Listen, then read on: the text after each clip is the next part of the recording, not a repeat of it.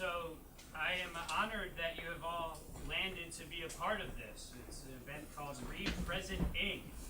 My name is Quinn. I'm an artist and organizer currently stationed on the starship Philadelphia. Very concerned about the advancement of intelligent life forms. You have been listening to the very advanced and very generous Sirius JuJu, who's played once in Philadelphia so far, and is playing again on April 30th, right? The Outsiders Festival. That's right. Which is down on Fitzwater Street. Broad and Fitzwater, right? The Clef Club. Clef Club. That's what they call it. So, I'm just trying to be really brief. I want to explain how I feel we got here, and I'll introduce our guests, and we'll blast off. And you know, I might just put a lot out and be a little inconsistent, but like, you know, something will stick, something will explode. It'll be great. I don't have to tell you that this is a very severe juncture in history. The fragile economy could implode at any moment. Populism appears on the right, even while it is tempted to swing to the left. And the threat of climate change places instability and even extinction of the human species on all of our minds. And if capitalism wasn't bad enough, the paradigm of governance after the neoliberal takeover, for example, roughly the Ronald Reagan era, is increasingly fixated on privatization and austerity. Today we are reproducing ghettos, charter schools are increasing racial segregation in Philly, while post-racial, multicultural institutions like the University of Pennsylvania are innovating in the asymmetrical real estate game known as gentrification. In such a context, arts institutions, humanities departments, and universities and various publications are increasingly interested in science fiction. Sci-fi is a genre or format for literature, films, and the like. And I think it's pretty easy to say that a society's art and culture reflects its consciousness, right? So if we're all really worried about new technology, we're clearly going to go out and watch movies about, you know, technology running amok. Just as an example, you know, climate really fits in there. You can go down to the movie theater, look at like 10 trailers in a row. Every single one of them is about the end of the world, you know? Like there's something unconscious, right? And more specifically, some of the dialogue I've been seeing a lot of are about the roles and functions of sci-fi from racialized and gendered perspectives and identities. An example which I believe comes from Philly's Metropolarity crew. It's just a really strong example. Why are we writing about a future in which a white cowboy interacts with green aliens? Why aren't we writing about a future when black people are controlling their lives, right? This is a very powerful thesis that has been practiced in Rasheedah's crew for quite some time here in Philly. So we've heard the term Afrofuturism, right? And perhaps the origins of the term is contested, perhaps not, perhaps it's useful, perhaps it's great, but it inspires fashion, music, and literature, particularly from the history of jazz. There's been a strong presence of outer space, alien contact, spaceships on album covers, and in some of the concepts, even full mythological systems propagated through the music. The claim here is that people of color, specifically black people, have always been thinking about space travel, about alienations, and there's a tremendous history for this, a tremendous amount written. You can absolutely look it up if you're unfamiliar with this. I'll send you the links on Facebook. And a lot of it's, you know, right here in Philadelphia. And I think what follows this is a connection between sci-fi and activism, right? We talk about this a lot as well, where you're developing what you want the world to look like and how you want to change the world. That's the connection between if you're doing sci-fi and doing activism. There's very similar things. And how do you get from developing a picture of the world you want to live in to installing that world into your reality? Again, if you're looking at the publishing market and arts institutions, we're really in an upswing for this question, and it seems to dovetail with debates and criticisms of identity politics as well, if I'm not mistaken, which is an interesting side note. Also being written a lot about right now. What concerns me about the aesthetics and buzzwords is all the times I've read an article or been out to an event and find that the substance is left behind. And you know, I was with Dr. Monteiro at a screening of Space is the Place, the film, and we just felt like the whole audience wasn't getting it. You know, you're kind of laughing at the idea of the quirkiness of this film, Sunrise, Space is the Place, which, you know, misses the point, right? There's substantive content here, so we have to.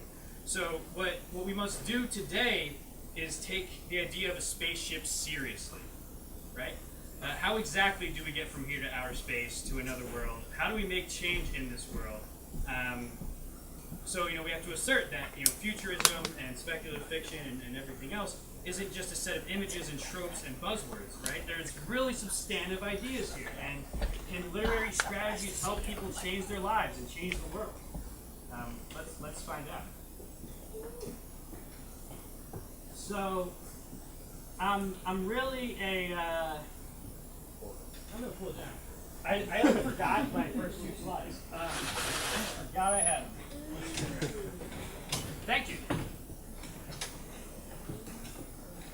So, I'm essentially a bit of a Star Trek communist.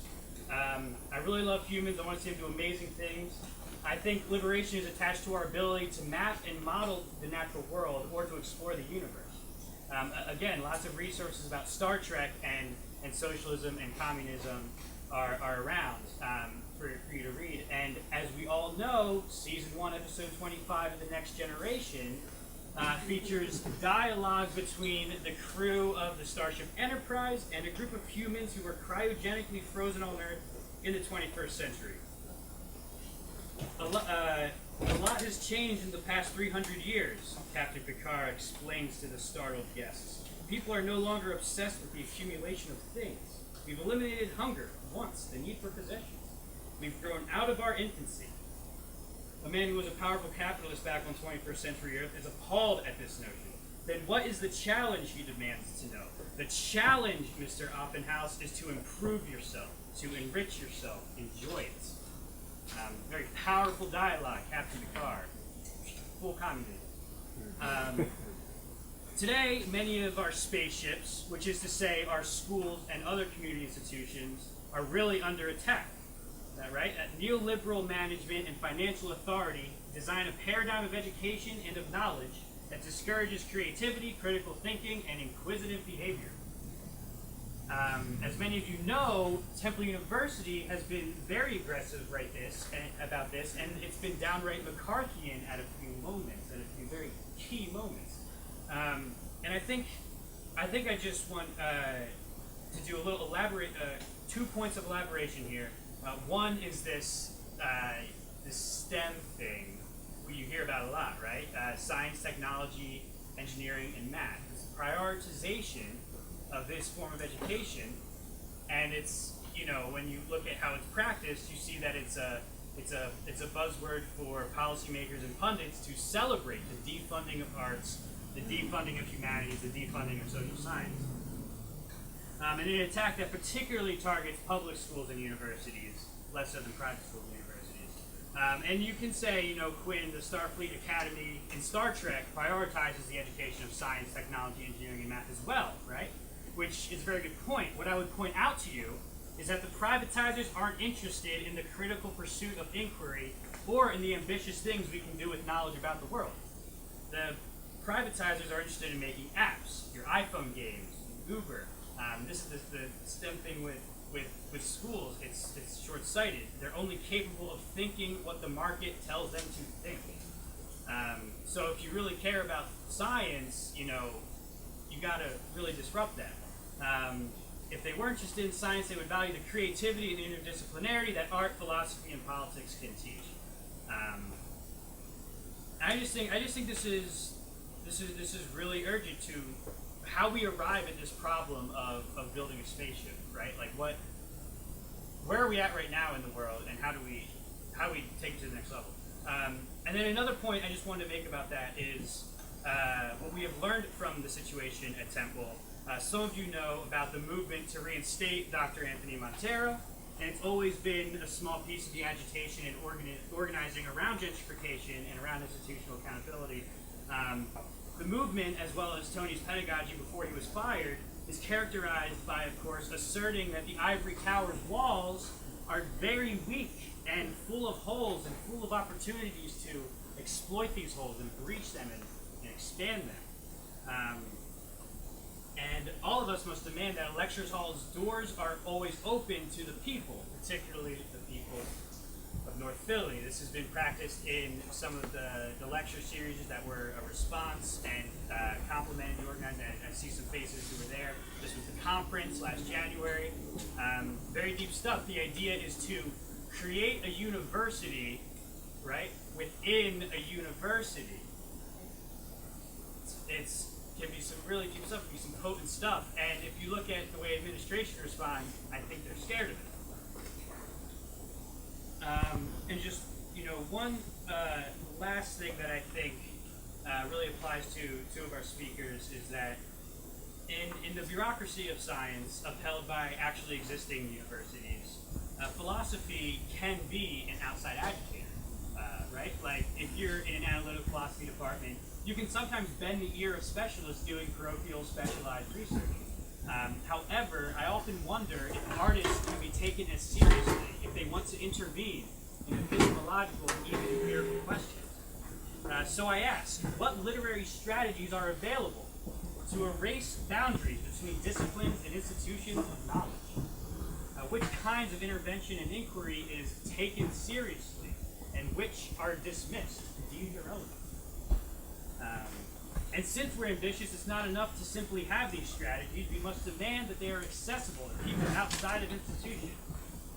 Which is why I claim that a spaceship is an alternative school, organized like an institution, but outside of legitimate and powerful institutions. Present, now, this period of time, not the past or the future.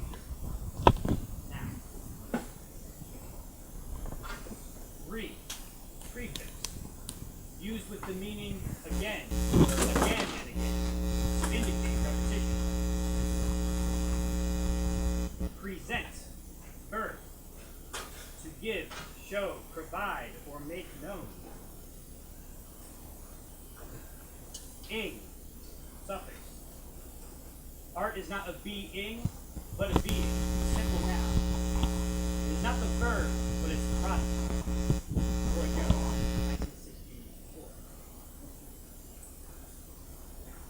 Read, prefix, used with the meaning back or backward, to indicate withdrawal or backward motion.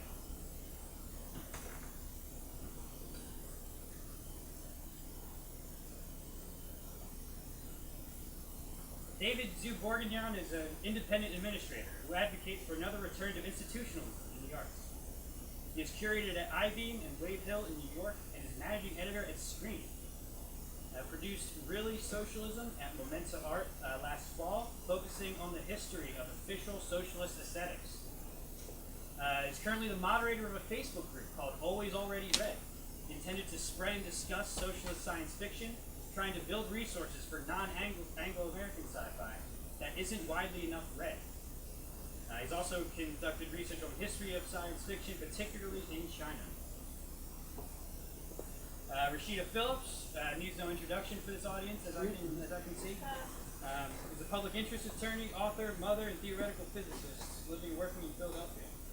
In her writing, Phillips explores the fine line between fiction and reality, experiments with time order, reverses cause and effects, and turns black holes inside out to create worlds.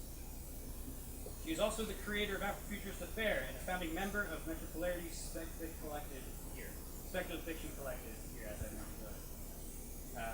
She recently independently published her first speculative fiction collection, Recurrence Plot and Other Time Travel Tales, and an anthology of experimental essays from Black visionary writers called Black Quantum Futurism, Theory and Practice, Volume 1, and the subtitle of Volume 2 is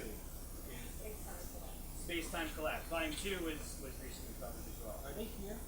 Wouldn't you? Oh, no, that's okay. That's okay. It's Etsy, right? Store Envy. Beautiful. Phillips was recently a 2015 artist in residence with the West Philadelphia Neighborhood Time Exchange. Okay. I will leave it to you. Are you doing this? Or am I going to? Okay, first. Let me just pull it up. Hey Quinn, you were in it. Yeah, this gotta go. Oh, you just pull it up, right? Yeah, I'm not doing it now. Whoa! No, it shouldn't be down there. Oh, it's down there? Yeah, sure.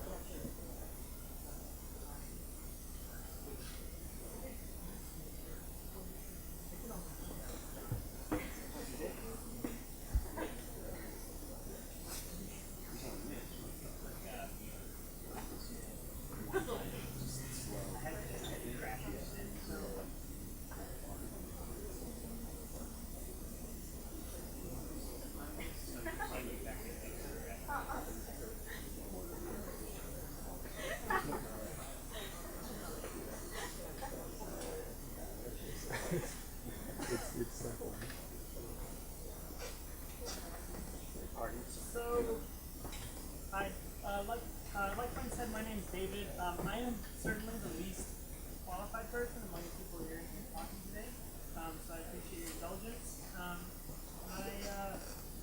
I believe that the reason I was invited here was that Quinn is interested in my interests in socialist science fiction, so I can talk a little bit about how I became interested in socialist science fiction.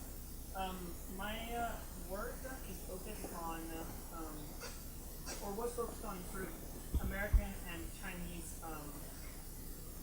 comparative literature, and I became interested at a certain point in thinking about rubrics for comparison that weren't ethnic.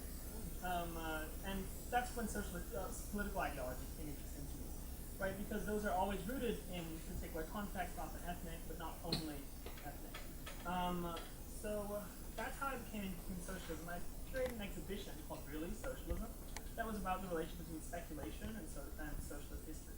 In particular, I was interested in thinking about how sort of socialist projects are always speculative fictions to begin with, right? They always demand that you imagine future sort of classless society, and that's built into it. But at the same time, they often have a lot of internal antagonisms towards sort of pulpier kinds of fiction, like science fiction might be thought of as. So that's how I started to become interested.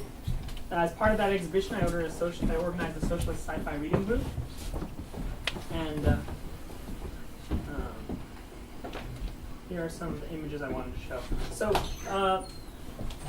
I became particularly interested in, what I'm going to do is I'm going to talk a little bit about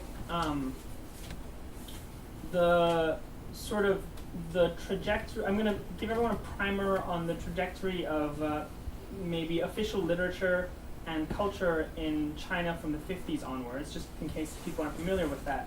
And then I'm going to show you a few examples of what in particular I'm interested in.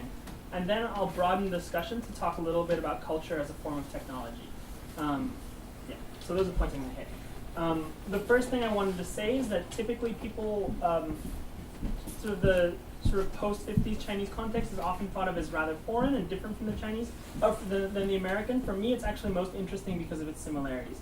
So I have this ancient little picture thing that I made, and on the left, it's just about post-war culture.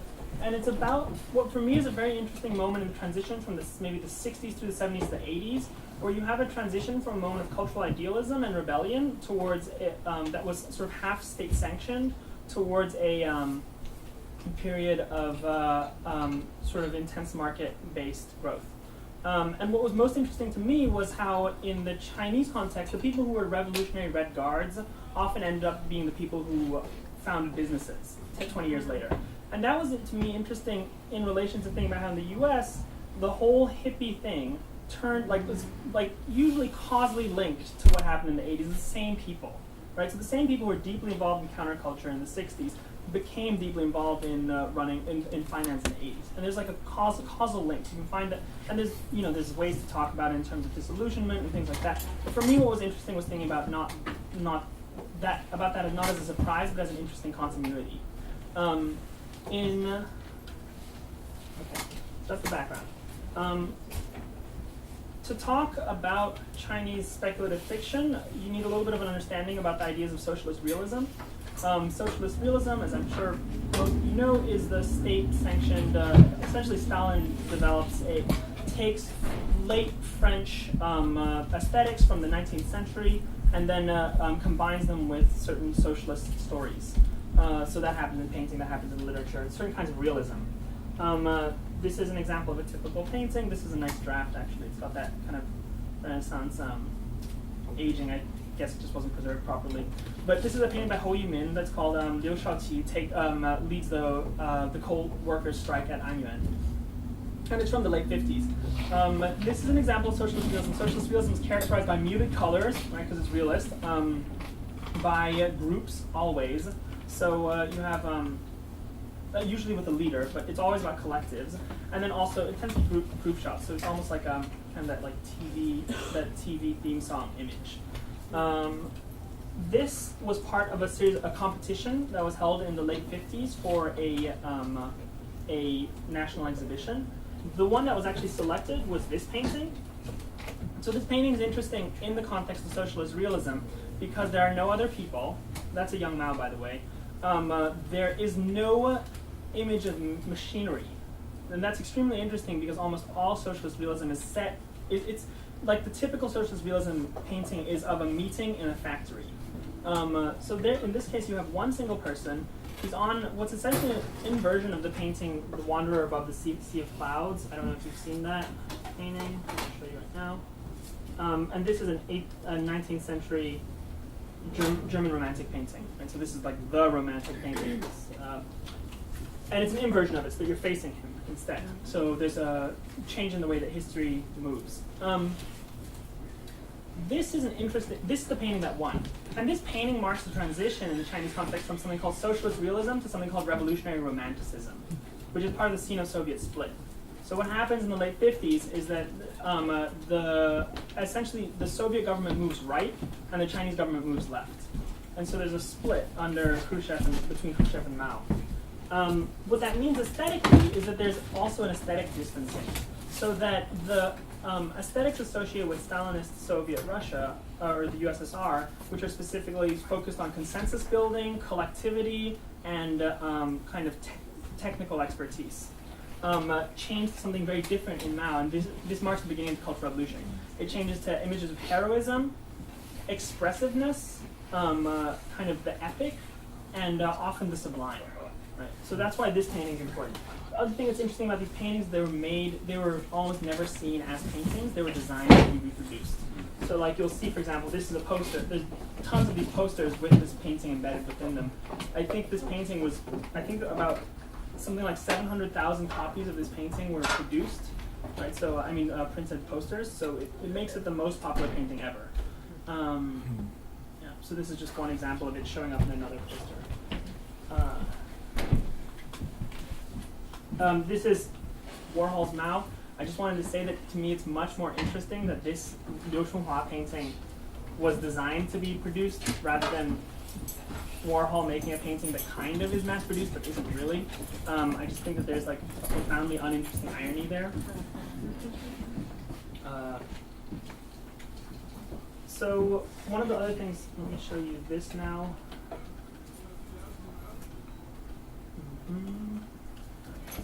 Oh, yeah.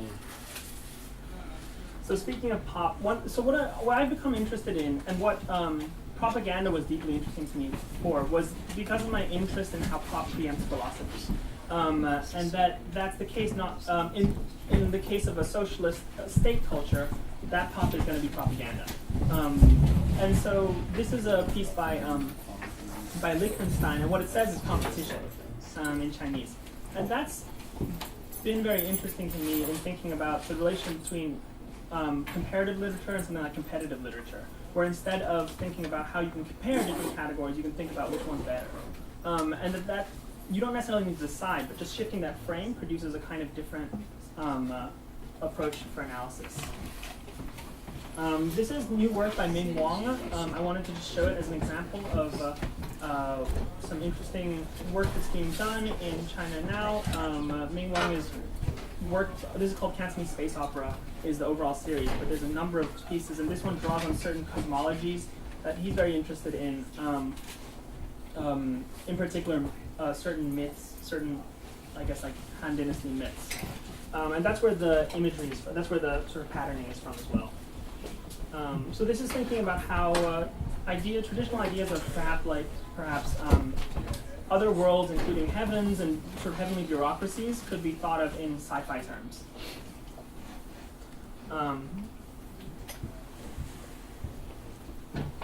Okay, so now what I want to say is the reason all of this was interesting to me was thinking about how culture could function as a form of technology.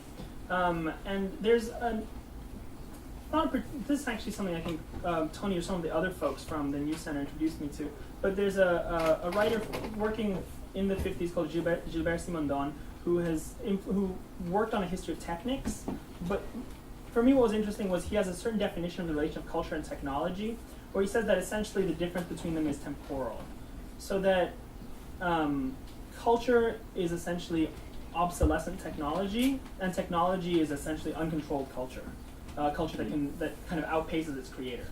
And so to give you an example of what you might mean by that, take, for example, like the practice of feng shui, right? So like orienting a room in order to improve flows or something like that. That's thought now as a cultural practice. But at the time that it was relevant, it was cosmological. It was a way to fuck someone else over. It was a way to make money.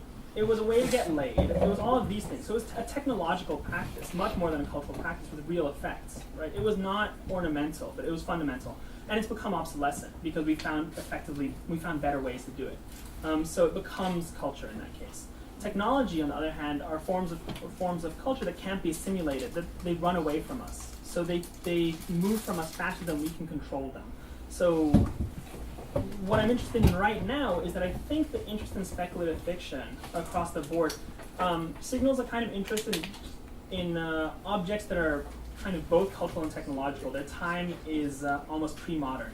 And what I mean, for example, is a meme. Right? A meme is a cultural object, but it's also a technological object in the way that it runs away from us, in the way that it spreads. The same with things like hooks from songs. So those kinds of things are very interesting to me when I think about, for example, Rasheedah's work. The cultural technology, there's two main places that shows up. One of them is in a particular strain of French philosophy from the 1950s onward. The other place is in K-pop.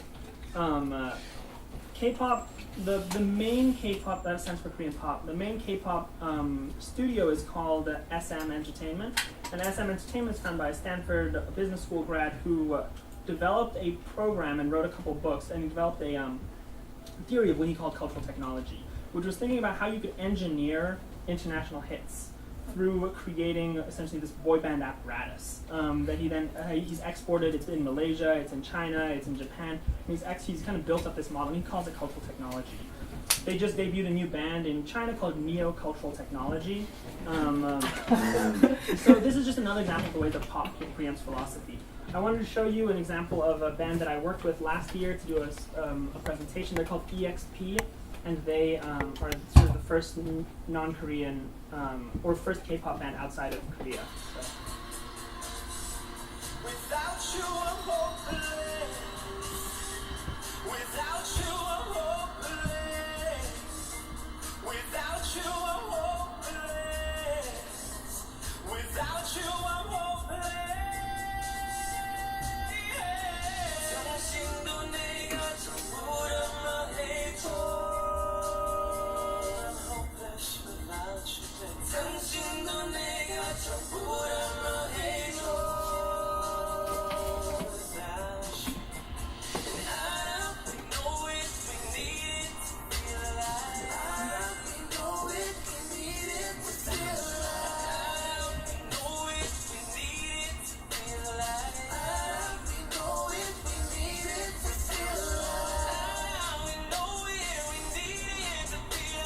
So you can watch the rest of that yourself, but EXP is, I just want to be aware of everyone else's time. EXP is a band of 5 New York boys who 3 Asian American women found on Craigslist to build this band, right? And what they're really interested in is how do you engineer, in a sympathetic, thoughtful way, how do you engineer a K-pop phenomenon outside of Korea? And that's produced interesting things on the back end. And by back end, I just mean things that you might not see in the video. And they tried to integrate it, right? They make it about the kind of the people drinking, their makeup rituals, and things like that.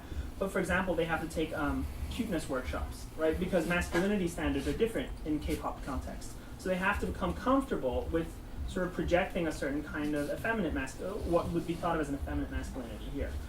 So these are things that are kind of very interesting when thinking about culture as a technological process, as a set of techniques that can be replicated, generalized, and then sort of directed towards specific ends. So those are my thoughts on some of the interests on sort of some of that spaceship as an alternative school thing. And I want to turn it over to Rasheedah now to kind of talk a little bit about quantum black futurism. Okay, so your present, let me just unmirror this.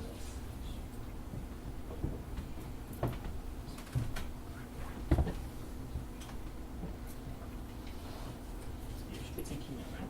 Oh, yeah.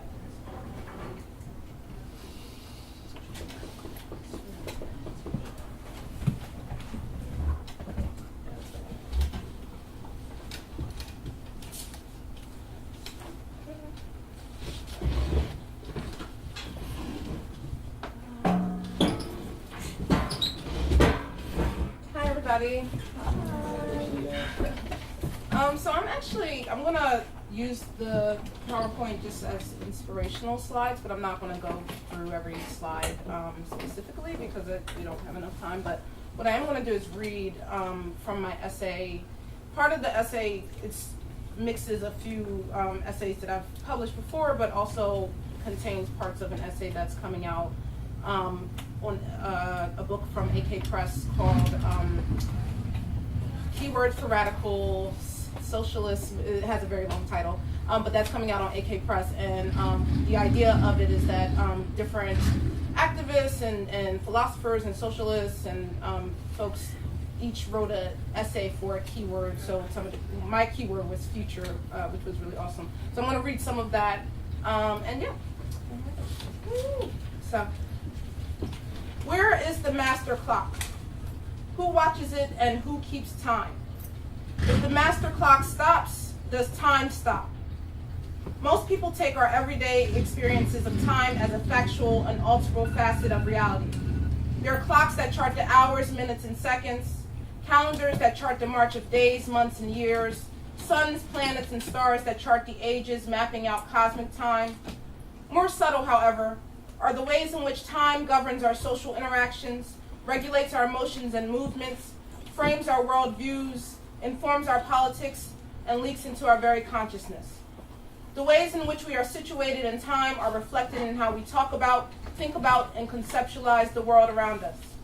In America and in many other places, natural time has been overthrown by Western linear time, where temporal orientation is facilitated by clocks, schedules, cell phones, and digital calendars. The word future, by definition, designates a time period or temporal space that is not now, one that is situated ahead or before us, and that is distinctive from times that lie behind or before the ones we are currently situated in. Etymologically, future developed out of the old French word futur during the late 14th century, meaning a time after the present or that which is yet to be. Future can be traced back to the Latin futurus via the stem fu, fu, to grow or become, which is the future participle of the word esse, to be. The Oxford English Dictionary notes that both esse and future share be at their root, which may explain why the word before can both denote an event that has already passed and is now in the past, or an event that has not yet happened. Notions of the future as that which lies ahead vary greatly. In traditional indigenous African spatial temporal consciousness, for example, time was experienced as a matter of pacing, akin to walking.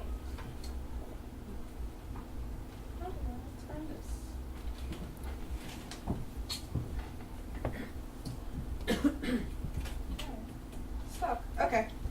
Let me keep going. Akin to walking, with time beginning when you arrive at your destination.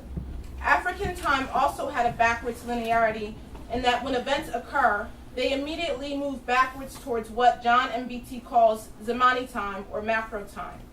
Future events are situated in potential time until experienced or actualized. Those events do not depend on some specific clock time or calendar date for their manifestation. Instead, time depends on the quality of the event and the person experiencing it. Once the future event is experienced, it instantaneously moves backwards into the present and past dimensions. Those two dimensions bear the most ontological significance, where a person experiences time partly in his own individual life and partly through the society which goes back many generations before his own birth. In contrast, a traditional European spatial temporal consciousness around and prior to the 14th century saw time as flow and inevitability. Early recordings of an abstract sense of time as a continuous duration arose during the 14th century, while the word time itself derives from the word tide or tidis, which has its etymological roots in the Sanskrit word for division, to cut up or to flood, as in a time of high water. Within a European Judeo-Christian religious order, work and prayer times were heavily regulated by law. Because of a belief in biblical apocalyptic visions of the end being near, time had to be tightly regulated. In Time War, Jeremy Rifkin notes that Western culture has institutionalized its images of the future by way of religion and politics, making sure that the future can be made predictable and controlled. It is through religion and politics that a linear temporal orientation first came to be discerned, simultaneous to the development of Western culture. The structure of time eventually came to be organized discretely and causally into a past, present, and future, with fixed events set against a forward-moving timeline, one that would eventually come to a climactic, chaotic end. This progressive future, one that is unidirectional and that does not allow access to the past, was further forged through other significant events in science and technology. Doran Van Rossum notes, only since the scientific revolution in the middle of the 17th century can one speak of experimentally qualifying scientific procedures and conceptions of time as a scaled continuum of discrete moments. The increased building and usage of public clocks and eventually personal watches and timepieces further inscribed a mechanical order of time, impacting all aspects of the Western way of life. You can also see this in, for example, the second law of thermodynamics, which was developed around 1854. It also reinforced the linear notion of time speeding into the future toward a chaotic end, while other significant temporal historical events, such as the building of the first long-distance railroads and the invention of the telegram, allowed the future to be conquered through a compression of space-time. For example, Stephen Kern writes of the relationship between the future and imperialism and colonialism, noting how the annexation of the space of others and the outward movement of people and goods are examples of spatial expressions of the active appropriation of the future. Many of the radical movements, both during and after slavery, actively took on the language of the future in seeking to empower people to rise above their present circumstances. For example, radicals in the struggle for freedom from racial oppression, the future offered a potential source of hope. So in 1892, abolitionist and former slave Frederick Douglass told a group of black students at Atlanta University, "Be not discouraged, there is a future for you and a future for me." On the other hand, in a speech delivered on July 4, 1854, attacking the hypocrisy of the Independence Day celebration, he observed that America is false to the past, false to the present, and solemnly binds herself to be false to the future, liable to repeat the same atrocities against humanity as it had against the enslaved. Marcus Garvey, founder of the Universal Negro Improvement Association, found history to be a hopeful precursor for the future, one that was subject to the creative force of the oppressed. He told his followers, "We have a beautiful history, and we shall create one another in a future that will astonish the world." At the turn of the century, an avant-garde Italian social movement known as Futurism attempted to revolutionize and reappropriate notions of the future in art, architecture, literature, and culture. Believing that the cult of reverence to the past and tradition should die, they created manifestos, artwork, music, and critical theory around a future rapidly speeding toward them. Much like Einstein's relativistic future, the future had run into now, or as Filippo Marinetti wrote in Manifesto of Futurism, time and space died yesterday. In a manifesto of the futurist painters written circa 1910, the futurists declared that the triumphant progress of science makes profound changes in humanity inevitable, changes which are hacking an abyss between those docile slaves of past tradition and us free moderns who are confident in the radiant splendor of our future. They embraced the violent, clashing, chaotic technological future, one that was constantly changing and perpetually at war with its own ideas. The future was not set. And because it was so transient, there could be no permanent buildings, no permanent monuments or empires. Envisioning themselves as the catalyst for Italy's rebirth, politics and culture were intermeshed for the Italian futurists, with the futurism movement containing some elements of anarchism and fascism. Notions of the future have virtually defined the genre of modern-day science fiction. These future visions began to take on a dystopian tone following the Victorian era of wonder, space travel, and high technology. H.G. Wells spent much of his career time traveling into dystopian futures through fiction, essays, and speeches. George Orwell's novel 1984 famously warns that he who controls the past controls the future, who controls the present controls the past. Real-life science and tech have benefited from the imagination of science fiction writers as much as the reverse. Many sci-fi writers are in fact scientists or are consulted by scientists when their work predicts the future or thinks of new possibilities and uses for tech. I want to read this a little bit more. The inevitable consequence of the rapidly changing future envisioned by the Italian futurists and the ones illustrated by sci-fi is what Alvin Toffler called future shock, to describe the shattering stress and disorientation that we induce in individuals by subjecting them to too much change in too short of a time. He believed that the greatly accelerated rate of social and technological change in our society produced mostly negative personal and psychological consequences arising from the superimposition of a new culture on an old one and producing a form of culture shock that the victim cannot recover from. This was what Marinetti and Italian futurists wished for, a future now that had permanently split from the past brought about by a violent expansion of the scope of change. For Toffler, we were racing too far into the future too quickly. The term future shock itself spread through popular culture, theory, and media after the release of Toffler's book. Curtis Mayfield had a song called Future Shock on his album, which was in turn covered by Herbie Hancock as the title track for his 1983 recording, a jazz-funk electronic fusion that was considered futuristic for its time. Future shock, as described by Mayfield, is a world of poverty, drug addiction, hunger, and desperation. When won't we understand? This is our last and only chance. Everybody, it's a future shock. His words hearken to a use of a presentism time orientation. The darker side of the future is now. This represents how oppressed people today, particularly the descendants of enslaved Africans, embody temporal tensions, a disunity between cultural notions of time. Little analyzed are the ways in which contemporarily this temporal orientation is connected to class, poverty, oppression, racism, and the legacy of slavery. Maintaining a sense of presentism over a sense of futurism has also been both a defense mechanism against black communal trauma and post-trauma under the conditions of class warfare and racial oppression deriving from slavery, and a harkening back to a more natural ancestral temporal spatial consciousness. For example, Michelle Wright cautions that if we use the linear progress narrative to connect the African continent to Middle Passage blacks today, we run into a logical problem.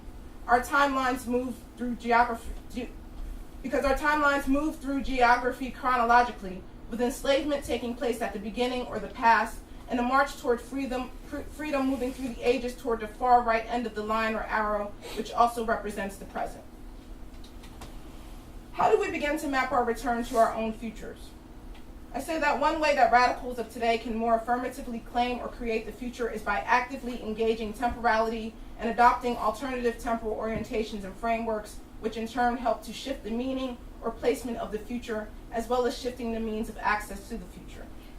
In some ways, being a radical means advocating for some vision of the future, as you proposed as well. One that is different than what our standpoint from the present offers. Blah, blah, blah, talk about Black Lives Matter a little bit, talk about metropolarity and what we do. And then I say, interrelated, the concept and community of Afrofuturism has emerged over the past 20 years and developed as a tool, medium, and lens that black marginalized communities across the diaspora can use to evaluate and shape our futures. And then there are a number of other alternative futurism movements that have emerged as well, such as Chicano futurism, queer futurism, Crip futurity, that reappropriates or redefines notions of the future, actively define what the future looks like for marginalized people, typically denied access to creative control over our own futures. Thanks.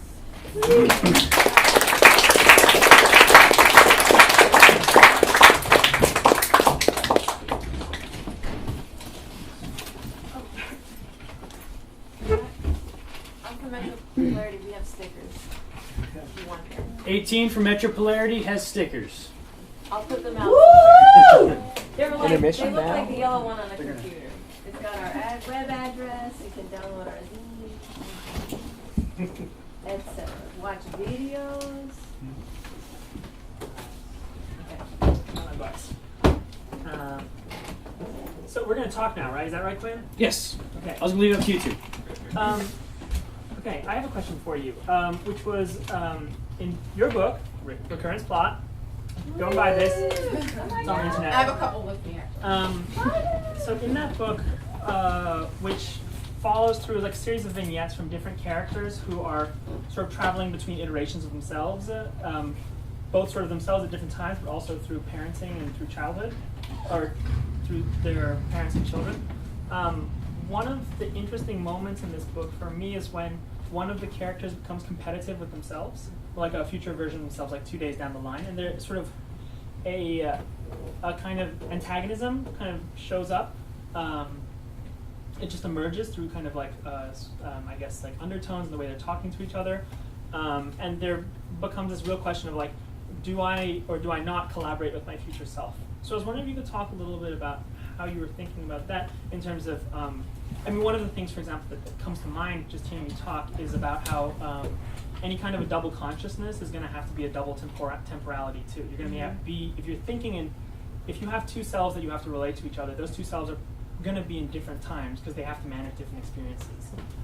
Yeah. So I think at least when writing that, what I was thinking about is the tension between sort of the past and the present and the future, like just that temporal tension between, whether it's sort of like breaking from tradition or like wanting to be different from, like, I think for me, the personal touch of it is like wanting to acknowledge my past and how it shaped me, but then also not wanting to acknowledge the bad things and wanting to forget that, but not, and so that was the tension there. The future Capri in the story is like, do I actually need my past? Do I actually need this? Do I want to just reinvent myself and be this other person? Does the past even matter if I don't really actually have access to it in this meaningful way? And so she's questioning all of those things, and and that's sort of was the thinking on that. But sort of, I guess, relating it to sort of what we're talking about and the other things is who has access to the future? Who gets to say what's going to happen in the future? Who gets to plan 60 years into the future for a city or for a community, and who doesn't? Who gets to plan a week ahead of time and who doesn't? I work, so I'm an attorney by day, and I work with poor people who are having issues with housing, landlord-tenant housing, and some of what I didn't read here was just how time is different for poor people. How 10 minutes means losing something vital to you. It could mean losing your house if you don't show up to court on time, or if you don't pay a bill by a certain day. And for some of us, we don't have those sorts of worries, those sort of temporal urgencies. I mean, some of us do, certainly. But a lot of us don't have those same temporal urgencies. And so, thinking about those things as well. And another thing I didn't read that you just picked up on is something I wrote about in one of my essays, Black Poem Futurism, is that it is a double consciousness. It is akin to Du Bois's double consciousness, because you're trying to reconcile this sort of temporal linear consciousness that has been deemed to be objective. We all have to abide by this clock, but we all have our own internal subjective clocks, and it's cause for a sort of double temporality in us, and I think a lot of tension and a lot of oppression that we feel comes in trying to reconcile those temporalities. That's something that always surprises me, is that the people who are talking about artificial intelligence aren't talking about double consciousness, because it seems to me like if you want to talk about like forms of advanced intelligence, like multiple minds is that, and I guess. Well, my day job is I support artists who are doing technological research. So I work in an organization called Eyebeam, which funds artists to do research into the politics of technology and developing new technologies. But that's we have a very broad definition. One of the people we're working with right now is developing something called the IAPO repository, which is based on Lilith's Root. Lilith's Root, the IAPO. IAPA Repository is a future museum of African artifacts. So it's a sort of distant future museum of near future African artifacts. And they build them through speculative design workshops with youth. And what that project is about is getting people to imagine themselves in the future, right? So like, what do the artifacts in this future, because what always happens in science fiction is that like, the writers of science fiction or fantasy write out the people that they don't like. And they just like kind of write them out in like a polite form of genocide. So, and this is why like things that you're doing, or the things, or even, I mean, I'm very invested in fantasy too. Like forms of non-Anglo-centric fantasy are extremely important, because effectively what fantasy is as a genre is the fantasy that Europe didn't become a colonial empire, right? Is like the fantasy that like, oh, wouldn't it be nice if like we were all still in England, and like, I mean, you have this problem even in Lord of the Rings. Like the hobbits are like kind of like what kind of weird species thing is going on there? There's like a door. They're like weird protagonist tokens. It's super weird. Anyway, the point is like forms of fantasy and science fiction that actually engage with colonialism and imperialism are extremely important and extremely hard to come by, right? Because so every single fantasy plot has the exact same layout, where you have like a fancy city in the center with some really good-looking white people, and then in the west you have like some people on horses, and the east you have some ambiguous dark-skinned, could be Asian people, and in the north you have zombies, which is really just like the suppression of like some kind of horrible wasp guilt complex coming back as like kind of frigid zombiehood. So like, who's gonna write that story? And there are a few people who have, and like, for me, that's really inspiring to read that. Like people like George Lamming, I don't know if you know his work, but he wrote a really great book. It's a fantasy book about the Middle Passage, but from the perspective of the slavers.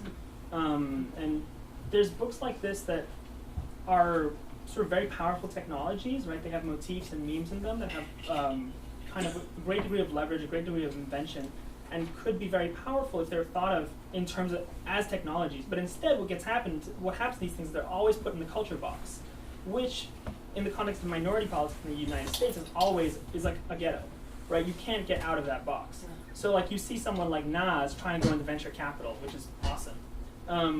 And that's very smart of him, because like you have to, culture is a very difficult space to work in, where you can rapidly lose your currency, and it's a way of essentially a form of visibility without power. There's like limited degrees of power. Same with sports, or same with certain other kinds of power. So I'm getting a little distracted. Yeah, so I guess my thinking is just that it's really important to assert that these cultures are forms of technology, which actually opens up a whole host of other conversations, because if they're technologies, they're applicable, which means they can be monetized. It means but it also means they can be politicized. Yeah, and where do you sort of stand on that? Do you think that's a good thing? Do you think, I mean, because I was thinking during your talk when you were talking about the K-pop band and you brought it up, you know, I didn't know whether to laugh or like to take it seriously, you know, and I just thought that was an interesting feeling within me. So I was just wondering, what do you think of that morally, or just? I think that in the end, the most important thing is self-determination, and for me it comes down to economic self-determination often. When I studied painting in art school, and as a backup in case I couldn't get a painting job, I also studied English literature. So that's a joke. So when I first moved to New York, I was there with all my artist friends, and I was like, oh, this is actually really sad. Like, nobody can find work that they want, and everybody's being really ground down to be in the city where there's supposed to be opportunities, but you're ground, like, to be in this city, like, the cost of being in the city is so high that you can't actually do, like, the barriers to entry so high. And it was very sad to see all these people kind of ground down, and one of the things I became interested in right away is organizing, which, not political organizing, but just administrative organizing. So it became clear to me that any kind of collective, I guess bootstrapping would have to happen through collective organizing. And and you see this over and over in art history. That the people who get into art history are the people who write, like basically get in groups and write about each other until other people catch on. That's why magic polarity is cool, right? Or like self-publishing is important, because like other people aren't gonna, like people are timid. They're not. So you have to build the context where you're contextualizing each other, and then you build the community of self-determination. And then there's at different points you get into conversations about selling out, about integration into the mainstream. Yeah, and I would say I would pick up on that and just say that it's a survival technique, really. It's less, at least for me personally, self-publishing was a survival. Like, I had an urgency to put my shit out. I knew I wasn't going to get it in through, sort of the mainstream or traditional channels because of who I am. Also, time played a role in that in terms of temporality and my personal urgency for putting out this material. And and so like Metropolarity, I think, to sort of even bring it back to Quinn's conversation earlier in the beginning, we see sci-fi as reality. We see it as there's no difference. It's not a metaphor. We're not talking about sci-fi as something else. It is literally reality. And so that also lends itself to sort of the urgency of putting material out there and not, sort of going through the traditional mechanisms. I don't know how we got to that. I'm sorry. I sort of went off topic of what we were talking about. What's up, Quinn? I just would like to intervene and ask if, David, you mentioned Eyebeam, if you could announce to anybody here about the current application session that's open for Eyebeam. Yeah, so Eyebeam is accepting applications right now. If you're an artist or an economist or an engineer or a writer or a technologist or a programmer or a musician and you are interested in researching the politics of technology, we have an open call right now that's got power. It focuses on economies, fictions, networks, and intelligence. It's a cash grant of up to $31,000 for a year of research with studio access, and it's like pretty good if you can get it. I don't have it. How many people do they pick? They pick 5. Is it open to people in like school or graduate programs? No, it is not open school. I mean, the thing is, Outside of school and graduate programs, all right. There's an attendance requirement, so you have to be in the studio 3 days a week. So if you can swing that, that's cool. Otherwise, drop out of school. Yeah! Where is it based out of? It's based in New York. It's in Brooklyn. Okay. Yeah. So can you mentioned briefly projects with young people. If we could just real quick, maybe some elaboration on that, Rasheedah. I know you've worked to use your practice to organize young people. I think that's a really urgently exciting, subtopic here. I mean, I don't call it organizing. I don't see it as that. I see it as just that's what I do. That's what we do as part of being community members and our responsibility to community members. I also have a child who's 17 and who's a trans youth and does organizing around trans youth. And I didn't tell them to go and do that. That's just something they learned through me, through watching and just the sort of, I guess, environment they grew up in. But yeah, we do, so as part of the Afrofuturist Affair, which is my organization, we do workshops at schools and at libraries and at whoever really calls us to come do them. And we do workshops really just about the same things that we're talking about today. And, it's really interesting because it's always, you expect kids to not be able to pick up on some of these concepts, but they really do. They think about it and engage with it in a way that's very mature. So I go and talk about, so like we did a 3-part zine workshop at an after-school program in West Philly in a sort of poverty-impacted neighborhood.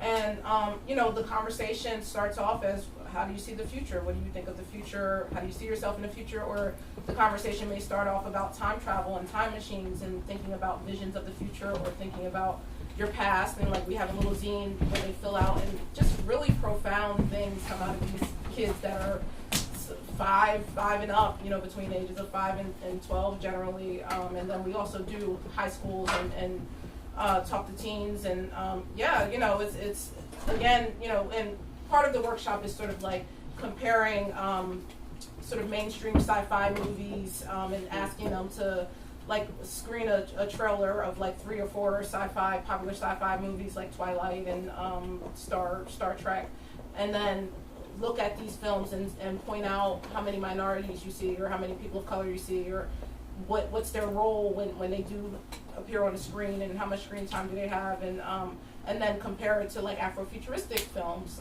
and just really profound results. Like I don't even have to say anything; they tease it out themselves. And so, I think we take kids for granted in terms of what we think they can understand and the sophistication of their concepts and theories. And it's really important to get them at that age before and even just one workshop, the critical thinking it can bring out if you ask the right questions is really key. So yeah, I say I'm not an organizer because I don't do it in any particular organized way. It's like when people call me or there's opportunities. And again, I'm a mother, and through my revolutionary mothering, my own child is going out and doing what they need to do in the world as a young activist themselves. So yeah, and we do other things. We publish work that gets, recurrence plot. I give it out to kids, of age who can understand it, and they take it and get back to us and say cool things about what they read in the story. So yeah.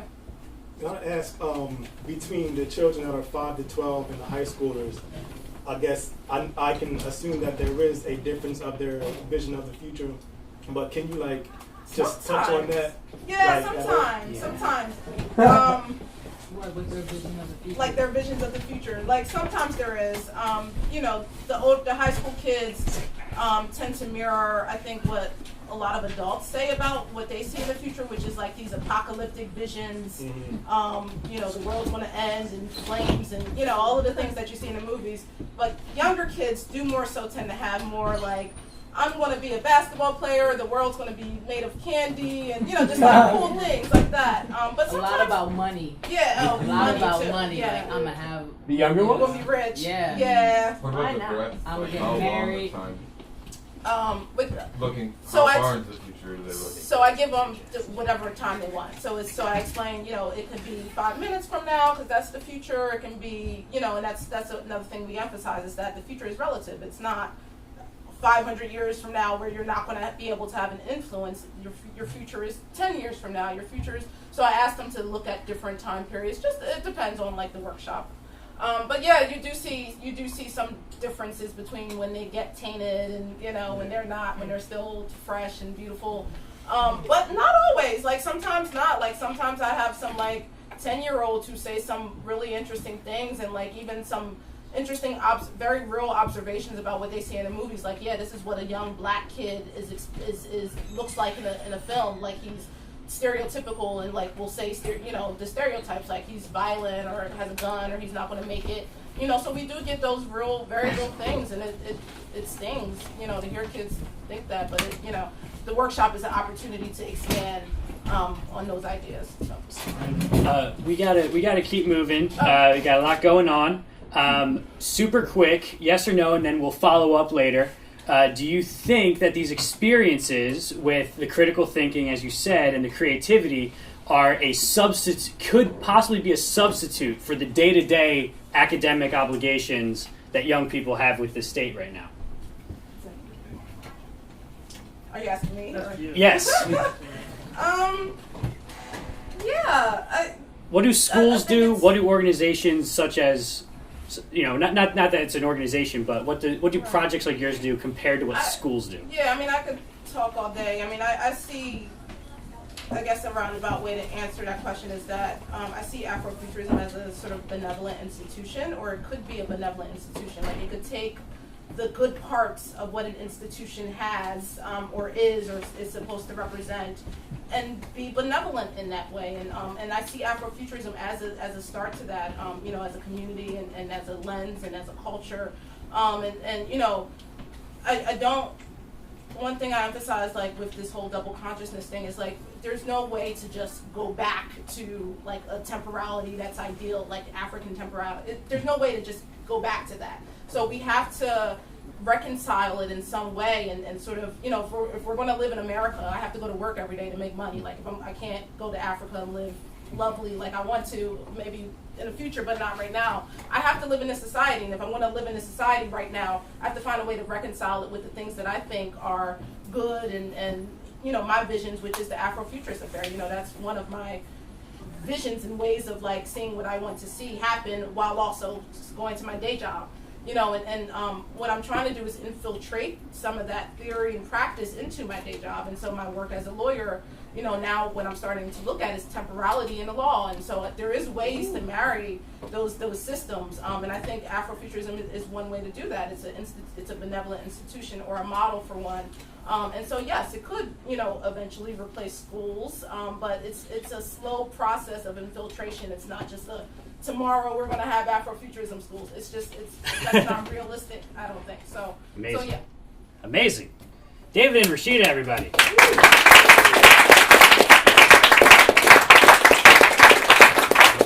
Amazing. I Really. also brought the lighter books that I have, if anyone wants to flip through them a little bit later.